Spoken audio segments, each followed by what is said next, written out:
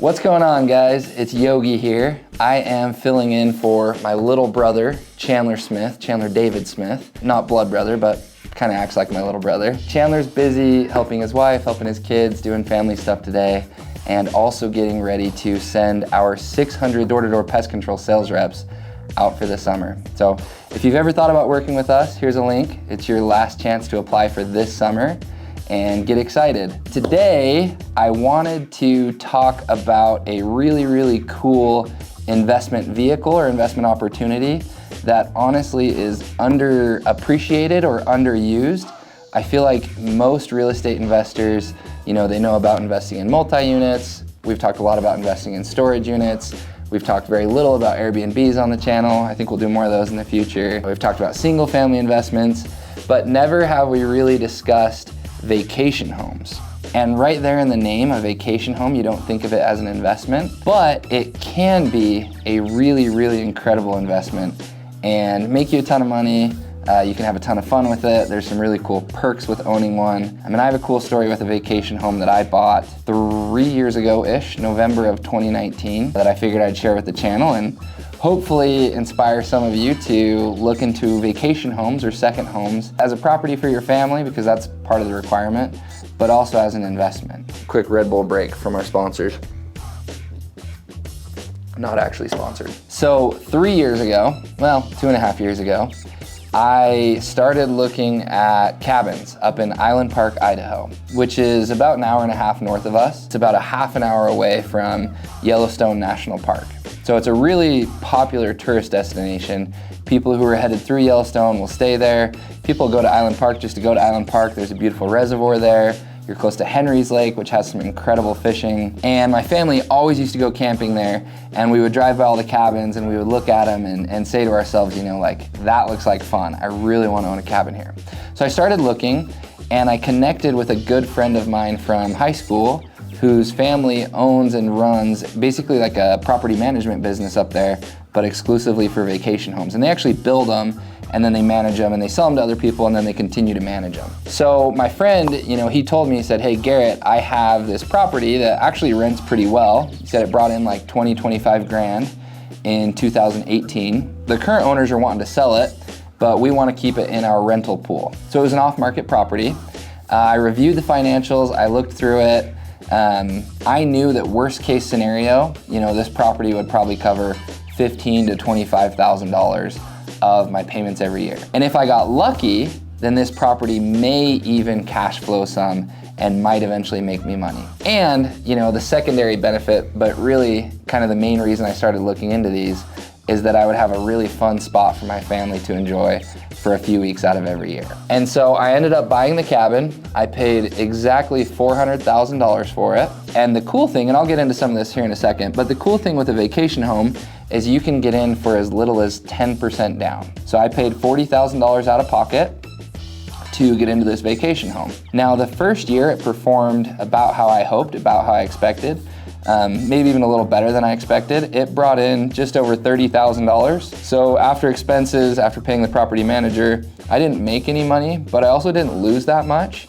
And I had a really good time. And I can show some pictures of my family here. It was awesome. The second year, which was 2021, the cabin absolutely blew up.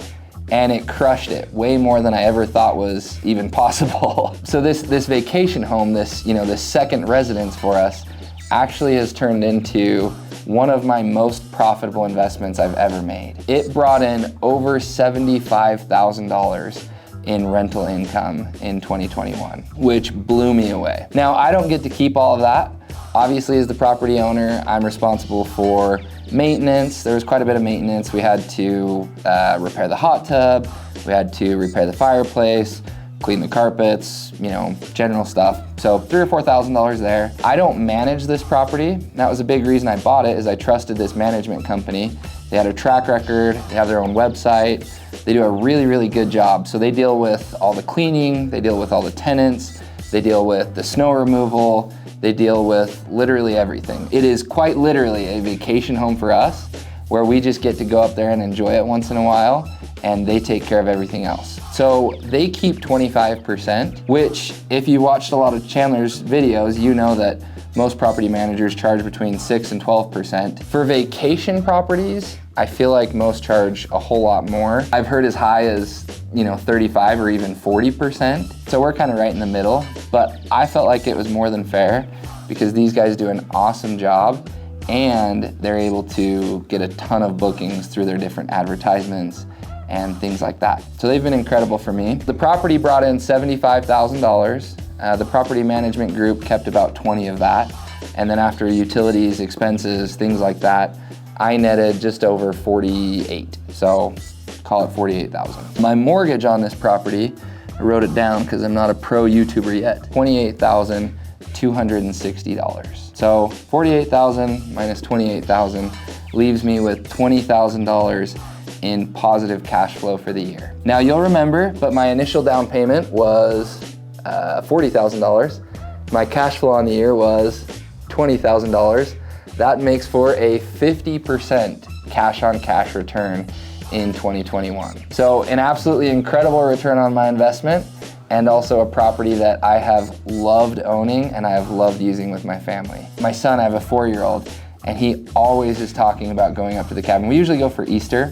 So leading up to Easter, he's been asking me every week if we get to go to the cabin for Easter. So it's a ton of fun. Now, obviously the cash flow has been super exciting for me. I certainly didn't expect to cash flow 50% on this property. And who knows, it might not be that good again this coming year, but hopefully it is. But the part of the investment that has been absolutely crazy for me is the appreciation. And Idaho in general, and the United States in general, have had just obscene appreciation the last couple years. But this particular area, I honestly kind of got lucky with, and it has just shot the moon. So I paid $400,000 for this cabin. The cabin right next door to me just sold in March of this year. It's a little bit bigger, it's like 600 square feet bigger, and it has an extra bedroom, but it's built by the same guy.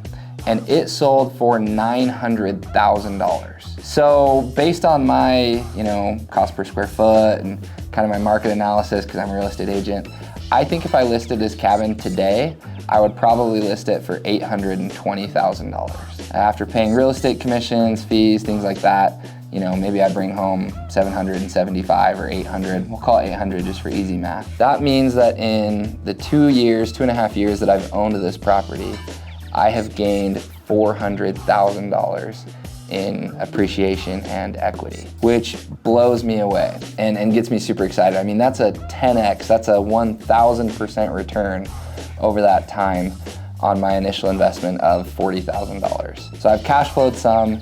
I really haven't had to pay any money out of pocket because it's always covered the mortgage.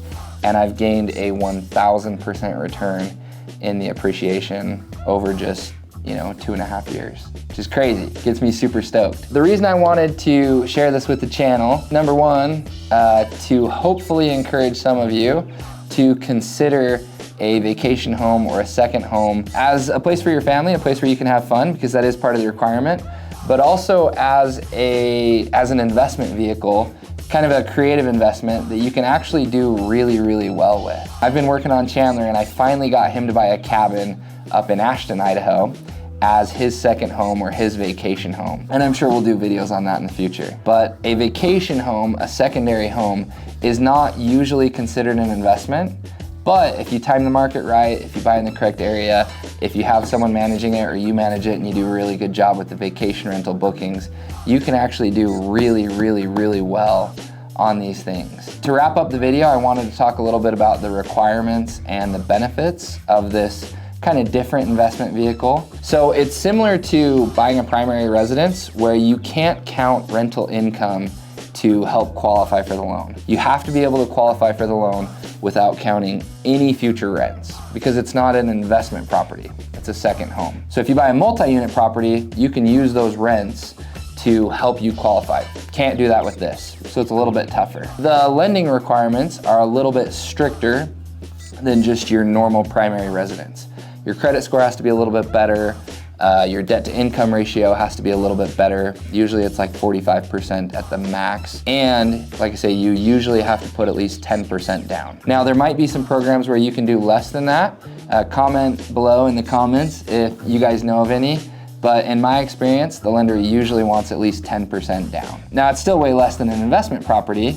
Most investment properties, you need 20 to 25% or even 30% if you go commercial. So for someone who's not incredibly thick on cash, this can be a really good option because 10% down is a lot more doable for people. The property has to be a reasonable distance from your current primary residence.